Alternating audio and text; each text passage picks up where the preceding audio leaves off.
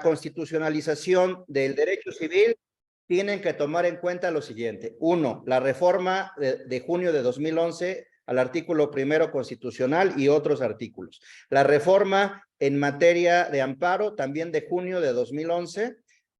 3, la sentencia condenatoria al Estado mexicano del caso Rosendo Radilla en contra del Estado mexicano, ¿no?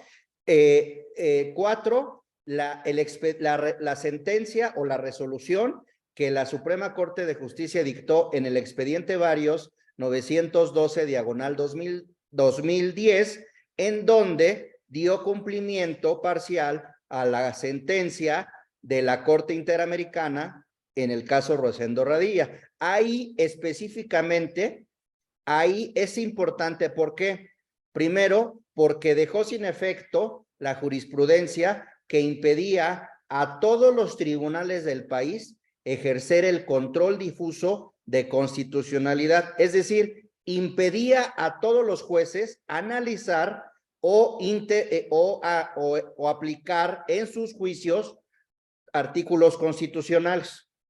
Entonces, después del Varios 912/2010, los jueces, cualquier juez de paz, de primera instancia, sala, de familiar, civil, administrativo, etcétera, etcétera, laboral, etcétera, etcétera, cualquier juez puede aplicar en los asuntos para resolverlos artículos constitucionales, ¿no? Entonces, eso quiere decir que el abogado litigante o el abogado consultor en materia civil ya no solo debe de litigar o consultar con el Código Civil y el Código de Procedimientos Civiles y algunas leyes relacionadas con la materia civil, sino también con la Constitución. Y no solo con los derechos humanos, sino también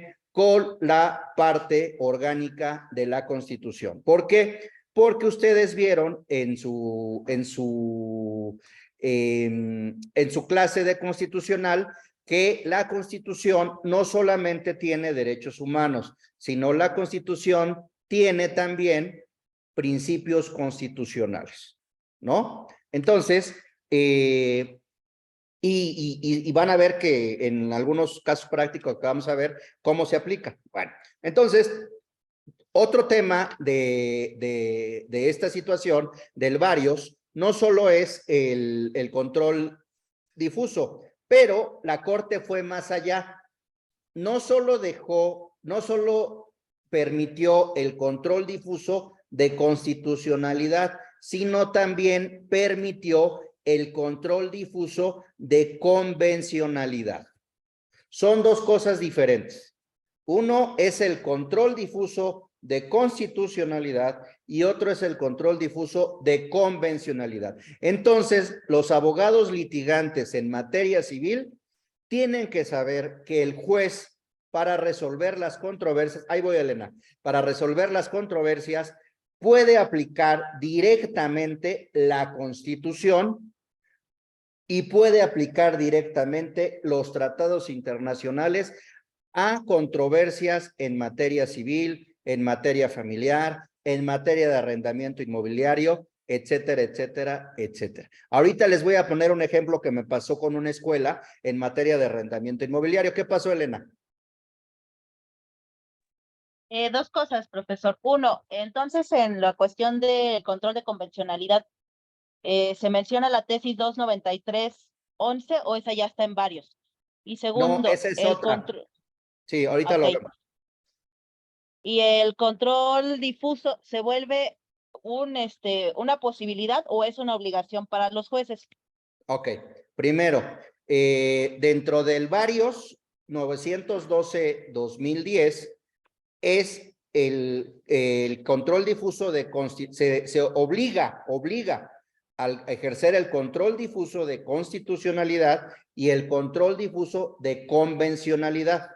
Son dos controles diferentes. La sentencia de la Corte Interamericana solo refería el control de convencionalidad, no el de constitucionalidad, pero en el 912, en el varios 912, la Suprema Corte en pleno reconoció que es obligación de cualquier juez ejercer el control de constitucionalidad y de convencionalidad. Entonces, a partir de ese varios, nuestro sistema de constitucional se convirtió en un sistema de control constitucional mixto. ¿Por qué? Porque por un lado hay un sistema concentrado, es decir, órganos específicos del Poder Judicial resuelven cuestiones específicas de constitucionalidad como la controversia constitucional, la acción de inconstitucionalidad en términos del artículo 105 de la Constitución y el amparo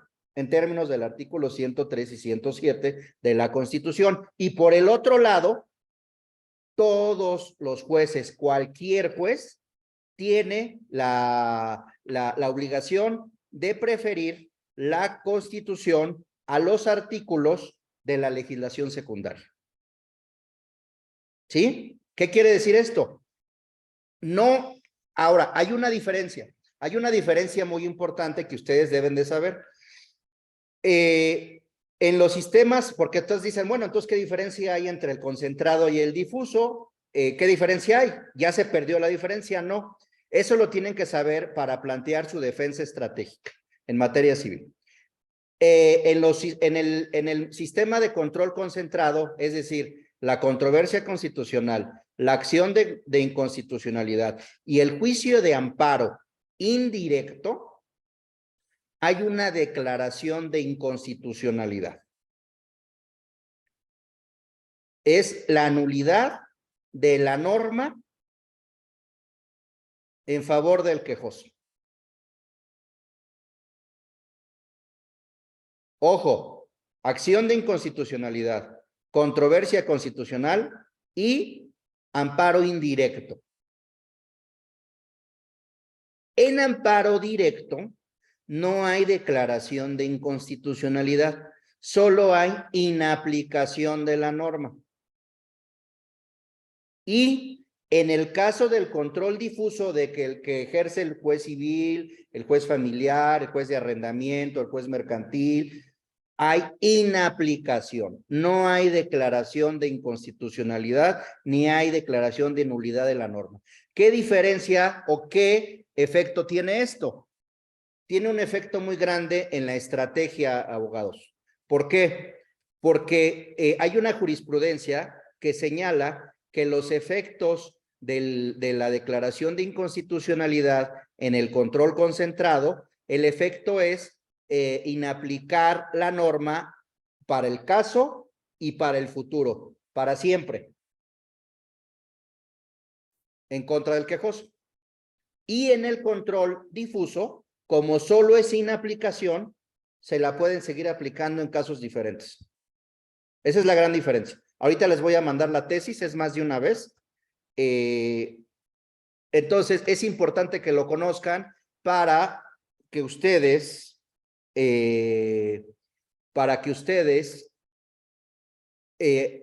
realicen, planeen su estrategia, ¿no? Ahora, también, a ver, leyes, presente, futuro. Ahora, miren.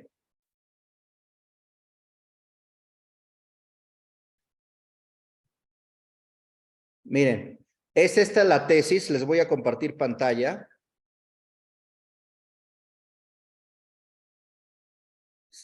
¿Se ve? Sí. Sí, ya. Lo voy a hacer más grande. Es del Pleno de la Suprema Corte, amparo contra leyes. Sus efectos son los de proteger al quejoso contra su aplicación presente y futura. ¿Por qué? Porque hay una declaración de inconstitucionalidad y entonces no le deben de volver a aplicar la norma.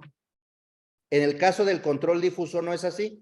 En el caso del control difuso, como no hay una declaración de inconstitucionalidad, sino solo una inaplicación al caso concreto, si se da otro supuesto, se lo pueden volver a aplicar, ¿no?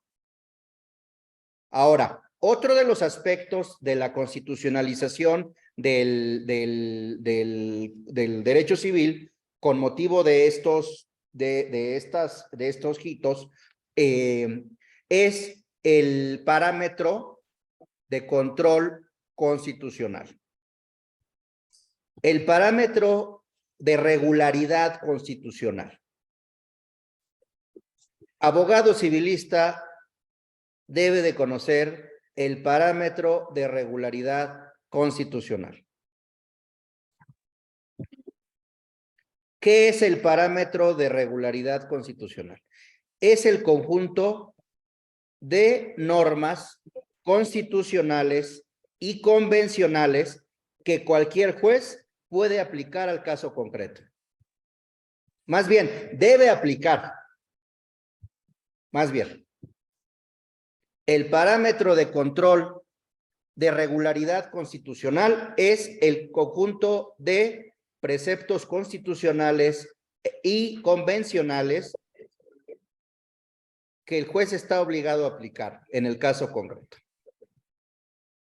Entonces, les voy a poner un ejemplo en materia de arrendamiento inmobiliario para los que lleven arrendamiento inmobiliario. A ver, ustedes saben que en la Ciudad de México hay un procedimiento especial en materia de arrendamiento inmobiliario, ¿no? Seguramente es muy sencillo, seguramente ustedes vieron en su clase de teoría general del proceso, les enseñaron a clasificar los procesos. Si no saben esa clasificación, va a ser muy difícil que entiendan y se puedan mover de juicio en juicio. Es muy fácil. En todos hay un juicio ordinario y juicios especiales. En materia civil, en materia penal, en materia administrativa, en materia laboral, en materia mercantil. Vean el Código de Procedimientos Civiles, hay un juicio ordinario civil y hay juicios especiales. El oral, el de arrendamiento inmobiliario, reasignación sexogenérica, etcétera, etcétera, ¿no? Materia mercantil. Hay un juicio ordinario mercantil y hay especiales. Juicio ejecutivo, oral, etcétera, etcétera. En materia laboral, hay un juicio ordinario laboral y hay juicios especiales laborales. En materia administrativa, hay un juicio ordinario contencioso administrativo y hay juicios especiales. En línea, de estricto derecho, etcétera, etcétera, ¿no? Bueno, entonces, en materia de arrendamiento inmobiliario, es un juicio especial. Entonces, en este asunto que me tocó hace algún tiempo, una escuela rentaba un inmueble para prestar el servicio educativo, ¿no? En términos estrictamente civiles, el Código Civil regula el contrato de arrendamiento y el Código Civil regula cuándo termina, cómo puede terminar el contrato, cómo puede ser rescindido, cómo puede ser anulado, cómo puede ser prorrogado, etcétera, etcétera, etcétera. Bueno, entonces, en este caso, hay un artículo en el Código Civil y en el Código de Procedimientos Civiles que señala que si el arrendatario debe más de 2 rentas, procede iniciar el juicio de arrendamiento inmobiliario y procede una medida cautelar, que es un embargo precautorio, ¿no? Y si no paga, se lleva el asunto, pierde y lo saca, ¿no? Bueno, entonces lo lanza. Entonces, en este caso, vean lo que pasó. El arrendador, como vio que le iba muy bien a la escuela, dijo, ya no te voy a cobrar 100 pesos. Para el próximo año te voy a cobrar 300 pesos. Oye, espérate, pues, espérame. No, o sea, ni siquiera está valor de mercado, ¿no? Pues sí, si quieres, cámbiate. Oye, ¿cómo voy a cambiar una escuela? ¿Cómo voy a cambiar una escuela de un momento a otro? ¿No? Todas las instalaciones, todas las adaptaciones que ya le hice, etcétera, etcétera, etcétera, ¿no? Bueno, entonces, como le subió la renta, dejó de pagar la escuela, que era la arrendataria. Entonces, inicia el arrendador el juicio de arrendamiento inmobiliario.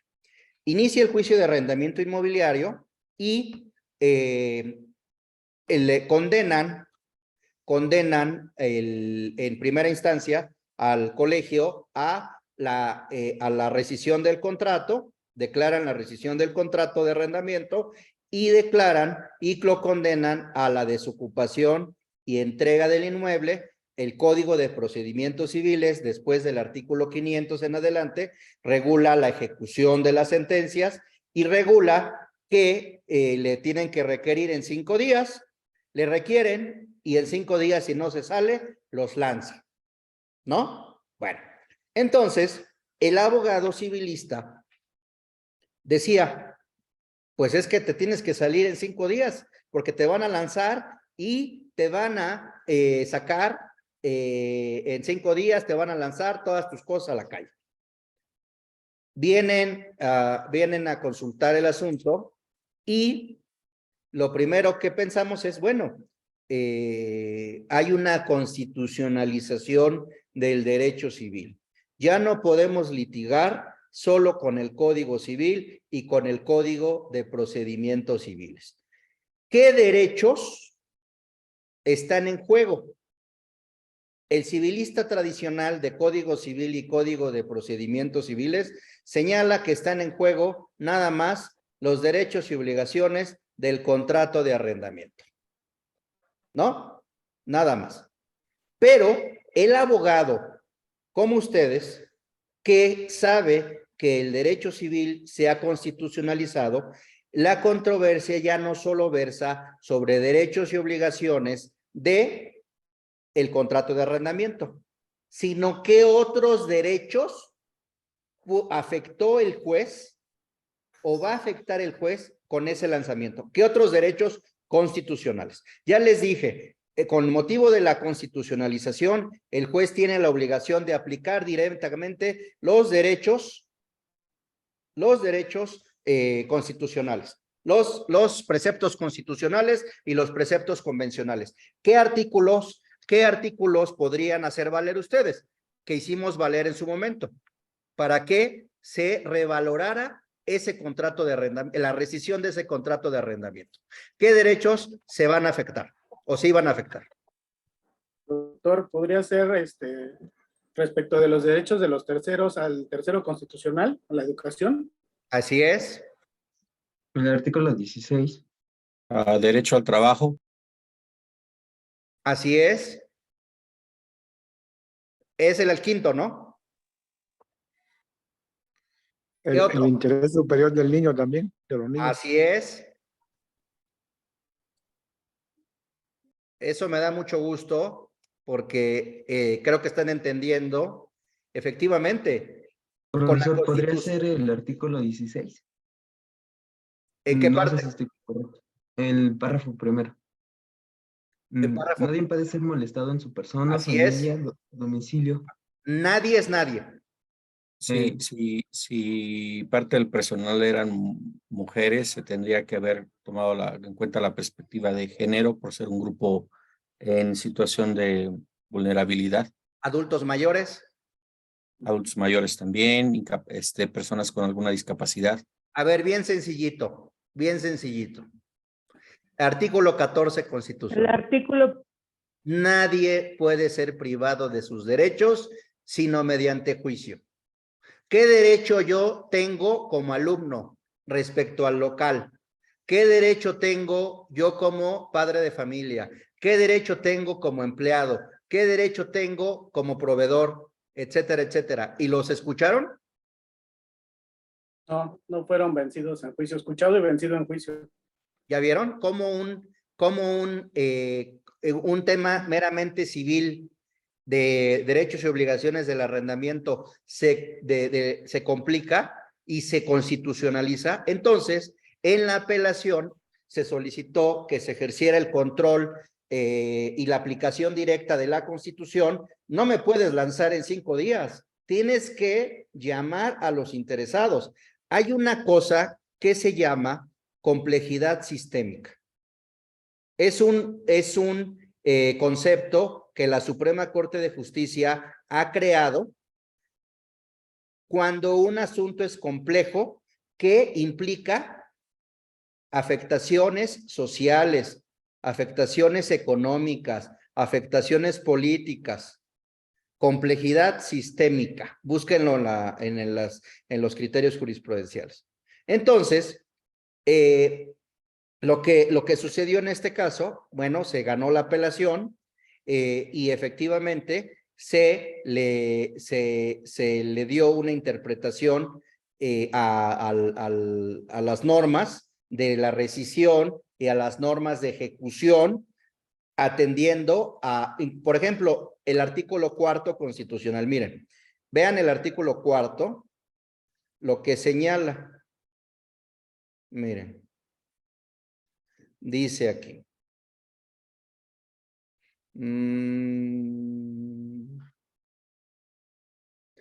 Vean, le voy a poner el artículo 4º.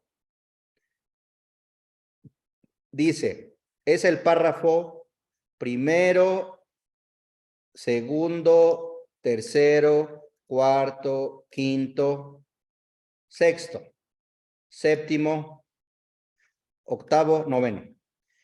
En todas las decisiones y actuaciones del Estado, todas son todas, ¿eh? Todas. Las civiles, todas. Las familiares, todas. Las laborales, todas. Las penales, todas, etcétera. Se velará y cumplirá con el principio del interés superior de la niñez, garantizando de manera plena sus derechos. Los niños y las niñas tienen derecho a la satisfacción de sus necesidades. Y luego dice, los ascendientes, tutores y custodios tienen la obligación de preservar y exigir el cumplimiento de estos derechos. El Estado otorgará facilidades a los particulares para que coadyuven al cumplimiento de los derechos de la niñez. El Estado tiene la obligación de facilitar a la escuela los medios para que pueda cumplir con los derechos de la niñez, en este caso, el derecho a la educación. ¿No? Entonces, vean cómo un juicio de arrendamiento inmobiliario se constitucionaliza y se hace más complejo en la defensa. Entonces, por ejemplo, cuando ustedes tengan, no sé, de arrendamiento inmobiliario, en donde haya una planta, haya una empresa, hay 100, 200 empleados, pues no solo es un contrato de arrendamiento inmobiliario, están vinculados derechos de trabajadores, están vinculados el derecho a un proyecto de vida, el derecho al mínimo vital, etcétera, etcétera, etcétera, etcétera, ¿no? Entonces, me regreso para no perdernos. Estábamos en las herramientas que existen, que han venido evolucionando con motivo de la constitucionalización del derecho civil. Otra es la tesis, precisamente la 293, diagonal 2011. Esa tesis es una contradicción de tesis. Esa tesis señala, como les dije, que hay un parámetro de regularidad constitucional con base en el cual el juez debe resolver. Se dio el problema de cuál vale más. ¿Qué preceptos valen más? ¿Vale más los preceptos constitucionales o valen más los preceptos convencionales? ¿No? Entonces, en esa contradicción de tesis 293, diagonal 2011, se señaló que no hay una relación de jerarquía, sino que están en el mismo plano. Sin embargo, en caso de que el derecho esté restringido por la Constitución, debe de estarse a la restricción que establece la Constitución. Si el derecho tiene un mayor ámbito protector en las convenciones, pero en la Constitución lo restringe, a pesar de que me sea más favorable el de la convención, debe de aplicarse la restricción constitucional. Ese es otro tema. Me parece una regresión o un dique al avance de la constitucionalización, porque debería de ser el más favorable a la persona, ¿no? Otra de las herramientas que hay en materia de la constitucionalización del derecho civil es la metaargumentación. Muy pocos conocen la metaargumentación. ¿Quién conoce la metaargumentación? ¿O quién había escuchado de la metaargumentación?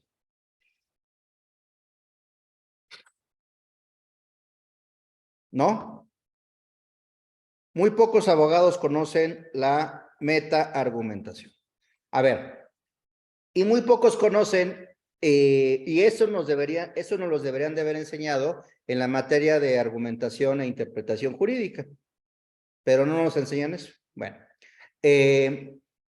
la Constitución en materia de argumentación e interpretación tiene 3 pivotes. Seguramente se los enseñaron en constitucional o en derechos humanos. 3 pivotes. Oye, es que, ¿qué aplico? ¿Cómo interpreto? Que yo quiero el sistemático, yo quiero aplicar el exegético, el teleológico, el topográfico, a partir de los principios, el analógico, el histórico en su vertiente estática, el histórico en su vertiente dinámica. ¿Cuál aplico? Y una de las críticas que existen a los tribunales terminales o que dicen, es mi criterio, para mí es el exegético, para mí es el teleológico, para mí es el... No, espérame, ¿cuál va a ser tu criterio? Sí, eso genera inseguridad jurídica. No sabes entonces cómo van a resolver. Eso va contra la seguridad jurídica, ¿no? Bueno, sin embargo, en materia constitucional hay 2 pivotes y con la reforma constitucional de 2011, con el proceso de constitucionalización del derecho civil en 2011, se crea un tercer pivote. Es decir, el primer pivote, los primeros 2 pivotes están en el 14 constitucional y el tercer pivote está en el primero constitucional. Y de ahí viene la metaargumentación. La metaargumentación es una metodología para analizar la calidad o valorar la calidad de una argumentación. No es que tú quieras el exegético, no es que tú quieras el teleológico, no es que tú quieras el sistemático, no es que tú quieras el histórico, sino la metaargumentación es una metodología que permite calificar la calidad de los argumentos. Si la parte contraria o el juez en una sentencia señala, resuelve con base en un exegético, ustedes con la metodología de la metaargumentación pueden demostrar que está indebidamente fundado y motivado porque está mal su argumentación, porque su argumentación es insuficiente. ¿Sí? Ahora, vamos a ver los pivotes. Miren, el 14 constitucional. El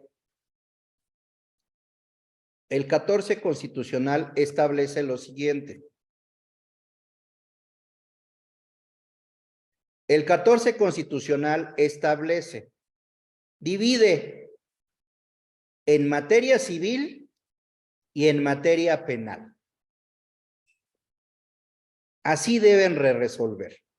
Dice, en los juicios del orden civil, la sentencia definitiva debe ser conforme a la letra, es decir, el argumento exegético, o a la interpretación jurídica de la ley. ¿Cómo? ¿Quién sabe? El exegético para mí, el teleológico para él, el sistemático para allá, etcétera. No dice cómo, no dice cuál. Y luego, a falta de ley, se fundará en los principios generales del derecho. Así debe de resolver. Entonces, cuando resuelvan y ustedes analicen las sentencias, deben de ver si aplicó la ley, 1, o 2, si la interpretó y qué método aplicó de interpretación, o si no hay ley, qué principio general del derecho. El problema está en el segundo, en lo del medio, en la interpretación jurídica, porque sin la metaargumentación no hay parámetros para determinar si una argumentación está bien o mal hecha, si es suficiente o insuficiente. Ese es el primer pivote. Aquí no tenemos nada. Aquí no tenemos un parámetro de metaargumentación. Esto es para materia civil y todo lo que no sea penal. Todo lo que no sea penal y todo lo que no sea procedimiento administrativo sancionador. Aplica esto, lo del orden civil. Porque bueno, cuando se creó la Constitución no había una hiperespecialización de las materias, o sea, había civil y penal y algo ahí, ¿no? Entonces, todo lo que no es penal y todo lo que no es, y hay jurisprudencia, búsquenla, todo lo que no es penal y todo lo que no es procedimiento administrativo sancionador, se aplica las reglas de civil, estas. Luego, para materia penal y para derecho administrativo sancionador, se aplica que está prohibido imponer por simple analogía y por mayoría de razón pena alguna que no esté decretada por una ley exactamente aplicable al delito de que se trata. Exacta aplicación de la ley penal. Pero con el movimiento de la constitucionalización del derecho civil se creó un tercer pivote, que aquí es donde tiene suma importancia la metaargumentación para analizar los argumentos de las autoridades. Y aquí dice,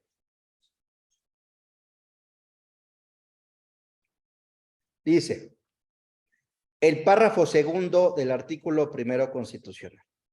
Las normas relativas a los derechos humanos se interpretarán de conformidad con la Constitución y con los tratados internacionales, favoreciendo en todo tiempo a las personas la protección más amplia. Les voy a hacer un cuadrito. Miren, para que lo vean con más claridad y miren, vean. Vamos a hacer un cuadrito. Miren.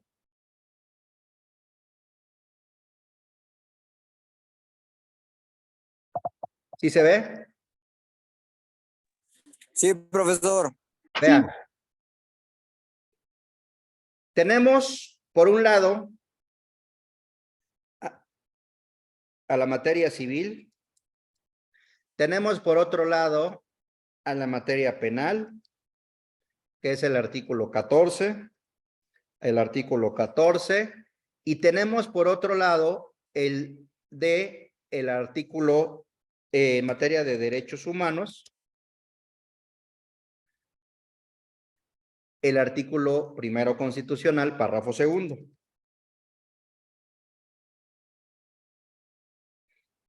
Entonces, ¿qué te dice en materia civil? Conforme a la ley, al texto, conforme a la interpretación jurídica, y conforme a falta de ley,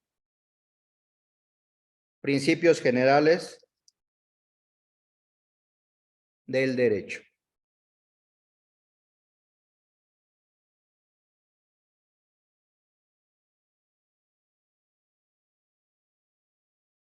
¿Qué te dice el 14 en materia penal y para derecho administrativo sancionador?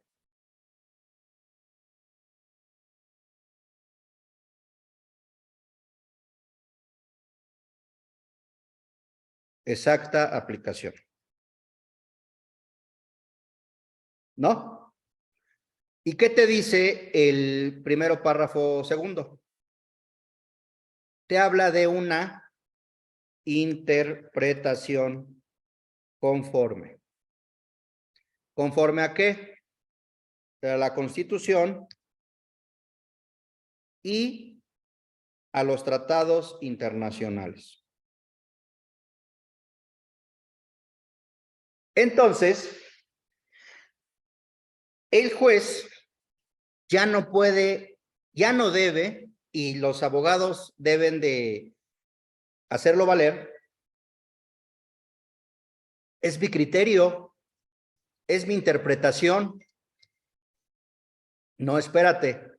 Es que con motivo de la reforma de junio de 2011, ya no es la interpretación que tú quieras, la que te parezca, la que sea tu criterio. Tiene que ser la interpretación que sea conforme a la Constitución y a los tratados internacionales. Entonces, ya la interpretación ya tiene un adjetivo calificativo. Ya no es interpretación jurídica, ya es interpretación conforme a los derechos humanos previstos en la Constitución y en los tratados internacionales. Les voy a poner un ejemplo de la diferencia que hace esto. Ahora,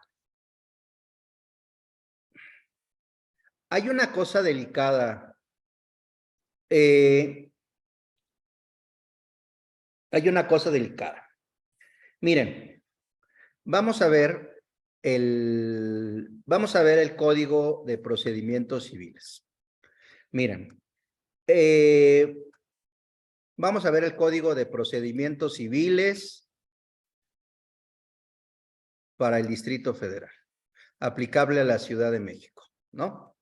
Miren, déjenme sacarlo.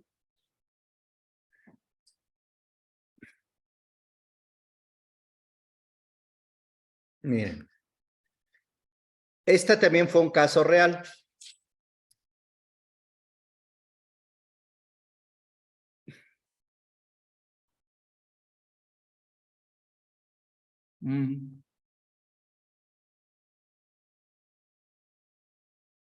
Vean, en el Código de Procedimientos Civiles, les voy a compartir pantalla.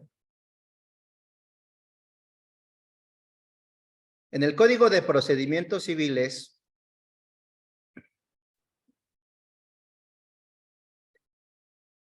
el artículo 34 establece, ¿sí se ve? ¿O no se ve? Sí, sí se ve. Sí, profe. El artículo 34 del Código de Procedimientos Civiles establece, admitida la demanda, así como formulada la contestación, no podrá modificarse ni alterarse, salvo en los casos que la ley lo permita. Es decir, una vez que ya esté la demanda y una vez que ya esté contestado, ya no puede modificarse la demanda, salvo los casos que expresamente lo señala el Código. En el juicio ordinario civil, ningún artículo permite expresamente la ampliación de la demanda. Pero, al contrario, sí permite la ampliación de la contestación a la demanda. Miren, el 34, admitida la demanda, así como formulada, ya no podrá modificarse ni alterarse la demanda, pero sí permite la modificación, la ampliación de la contestación. Miren. Dice aquí.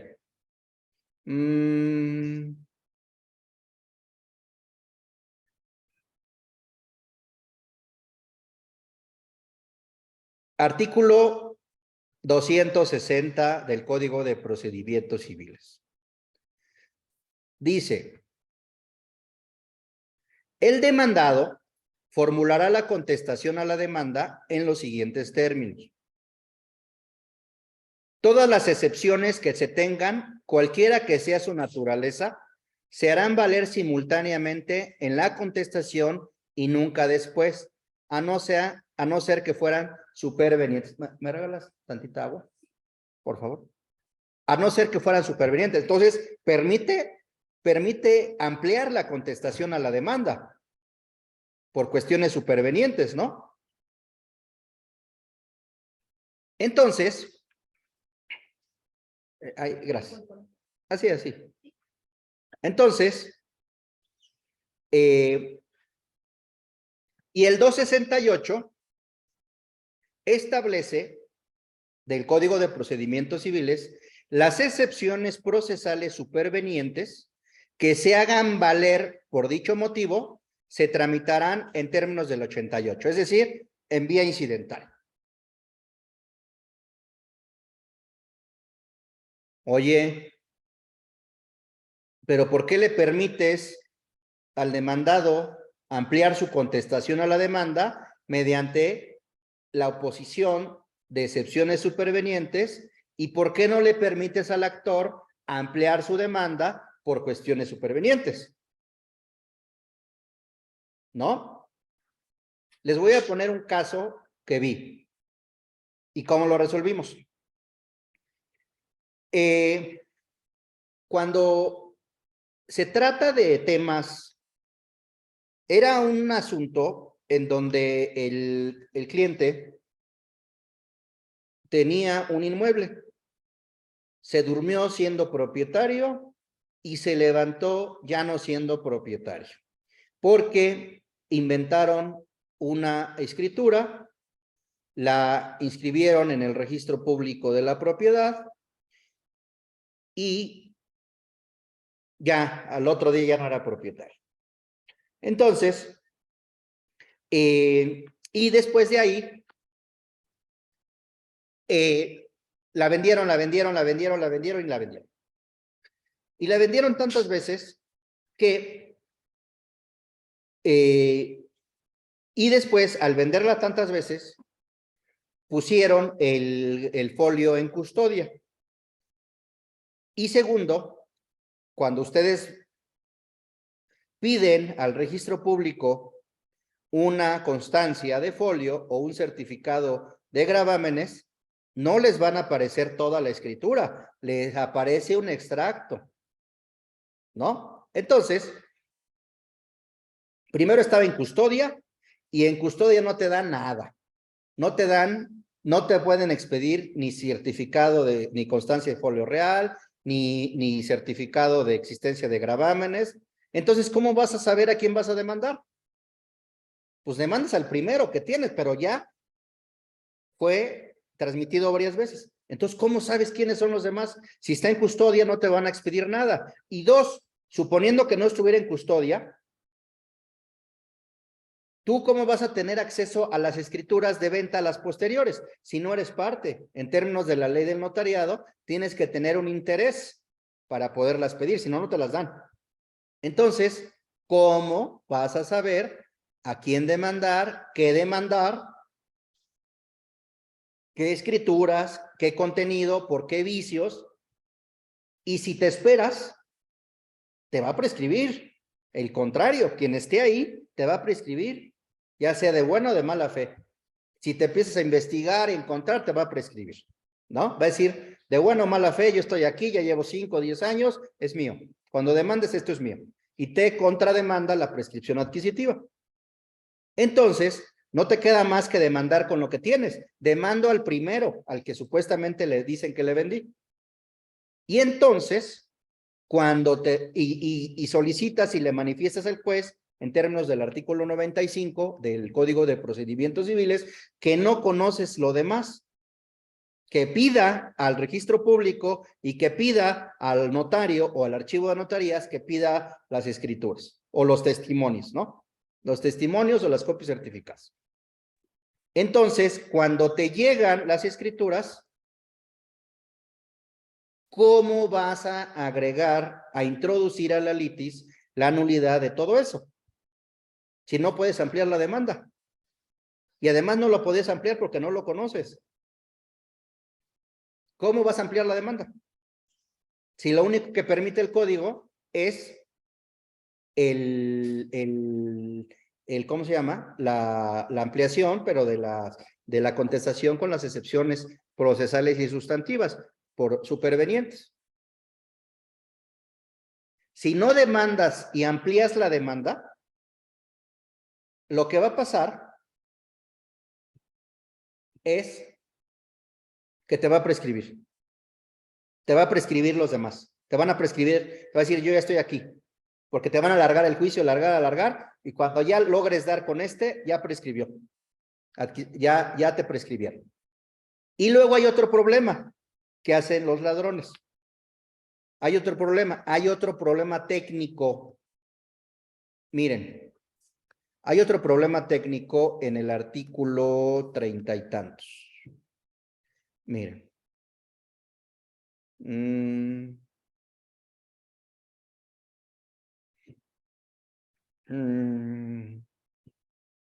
Dice aquí. El artículo 31. El artículo 31 te establece. ¿Sí se ve? Sí. Dice, no puede acumularse en una misma demanda las acciones contrarias o contradictorias, ni las posesorias con las petitorias, ni cuando una dependa del resultado de la otra. Ni cuando una dependa del resultado de la otra. La nulidad de la primera, la nulidad de las siguientes depende de la primera. Entonces, el civilista que litiga con el Código Civil y el Código de Procedimientos le dice al cliente, no se puede, no puedo acumularlas, porque el artículo 31 me señala que no las puedo acumular, porque la nulidad de las próximas depende de la primera. Y dos, no puedo acumularlas y además no puedo ampliar la demanda, porque no está previsto, porque el 34 establece que admitida la demanda y la contestación, no puede alterarse o modificarse, salvo los casos expresamente en el código. Y en ninguna parte del código, en el juicio ordinario civil, se permite expresamente la ampliación de la demanda. Entonces, ustedes, después del curso, van a decir, no, pues es que a mí me dijeron que hay una constitucionalización del juicio civil y una de las consecuencias de la constitucionalización es la interpretación conforme y la aplicación directa de la Constitución. Recuerden los tres pivotes: sentencia, ley, interpretación jurídica, como Dios les dio a entender, y de ahí se agarran, y a falta de ley, principios generales del derecho. Sin embargo, en la reforma de 2011 dice, interpretarán conforme a la Constitución. Entonces, ¿qué implica la interpretación conforme?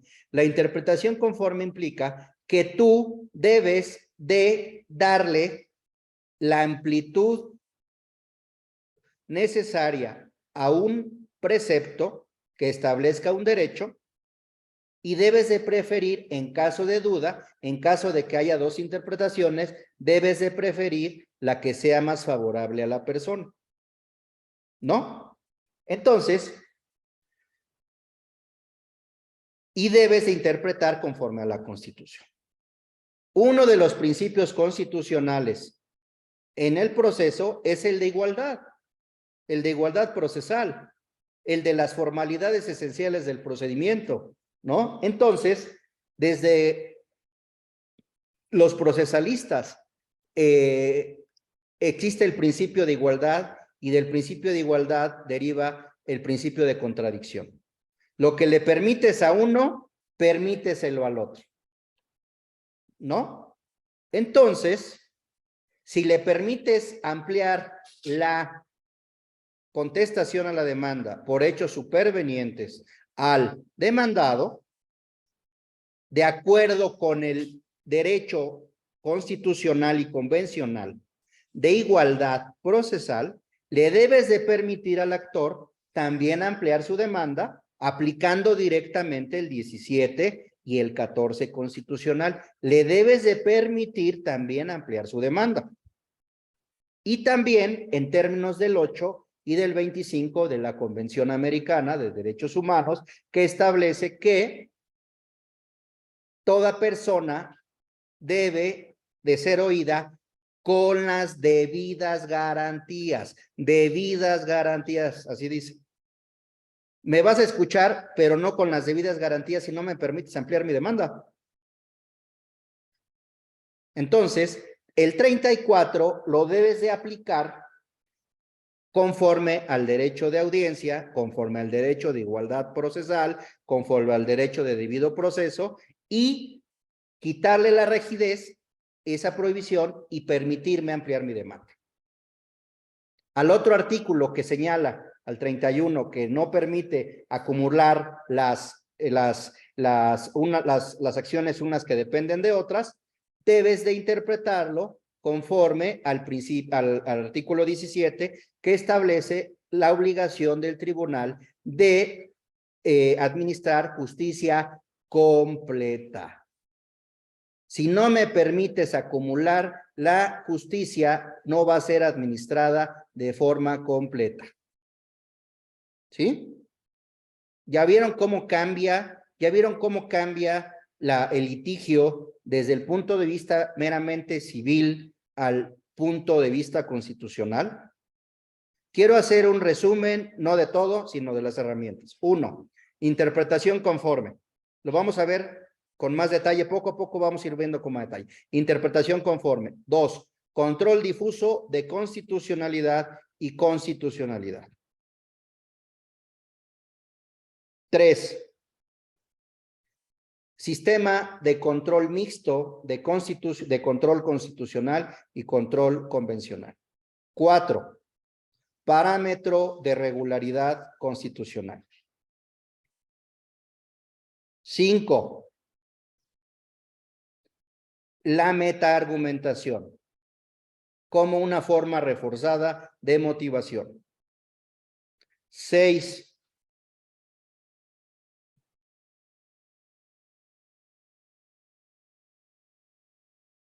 el efecto horizontal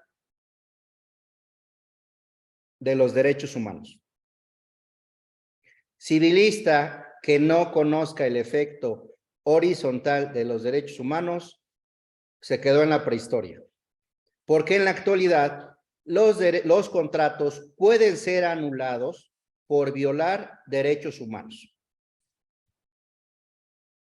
Imagínense ustedes que son consultores de grandes empresas que van a venir a invertir a México y los consulten sus contratos desde el punto de vista meramente civil, meramente mercantil, pero su contrato vulnera la libertad de trabajo, vulnera el mínimo vital, vulnera, etcétera, el proyecto de vida, etcétera, etcétera, etcétera. Imagínense el problemón si uno de aquí, que ya sabe que la constitucionalización del derecho civil y dice, este contrato es inconstitucional, entonces voy a demandar la nulidad. Imagínense. ¿No? Les voy a poner varios casos sobre la nulidad de contratos,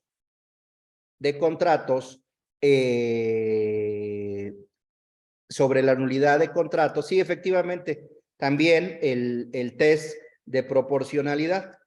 El test de proporcionalidad es un test que la primera y segunda sala de la Corte ha creado para determinar si una restricción constitucional es válida o no es válida. Consta de 4 fases, lo vamos a ver más adelante. Entonces, poco a poco van llenando su canastita de herramientas para la defensa de sus juicios civiles, ¿no? Entonces, ya por ejemplo, les puse el de arrendamiento, ¿no? Con la escuela. Un asunto meramente de arrendamiento inmobiliario se convirtió en un asunto constitucional de derechos de los niños, derecho a la educación, derecho al trabajo, ¿no? Entonces, ¿hasta aquí alguna duda, algún comentario, alguna crítica? ¿Qué pasó, Daniel? Primero, buenas noches, maestro, y muchas gracias por compartir su conocimiento. Pregunta, cuando estamos redactando el escrito, nos va usted a mostrar cómo plantear esas perspectivas, ¿verdad? Ya sea, bueno, en cualquier escrito que vamos o sea necesario presentar. Sí, vamos a hacer los escritos. Como les dije, vamos a llevar un juicio. Ya que les explique de manera genérica esto, ya les expliqué poco a poco estas herramientas y las vamos a ir detallando en la aplicación del caso práctico, ¿no? De un juicio civil. Un juicio, me gusta mucho el tema de la venta de cosa ajena, porque es una constante y prácticamente desde el punto de vista civil no hay defensa, bajo el argumento de que fue tercero adquirente de buena fe, ¿no? Pero bueno, hay defensa constitucional civil, ¿no? ¿Alguna duda, algún comentario, alguna queja? ¿Nada? Profesor, nada más, va a subir la clase. Es que hubo una parte que me atoré y no alcancé a escribir todo, y para repetirlo. Sí, las voy a subir, la de ayer y la de hoy. Muchas gracias. ¿No? Oigan, ¿todos están ya en el chat de WhatsApp? No, yo no. A ver, mándenme un mensaje, les doy mi teléfono y para que los agregue al chat. A ver, porque si no se están perdiendo de los avisos, parroquiales. A ver, 55 43 22 90 77.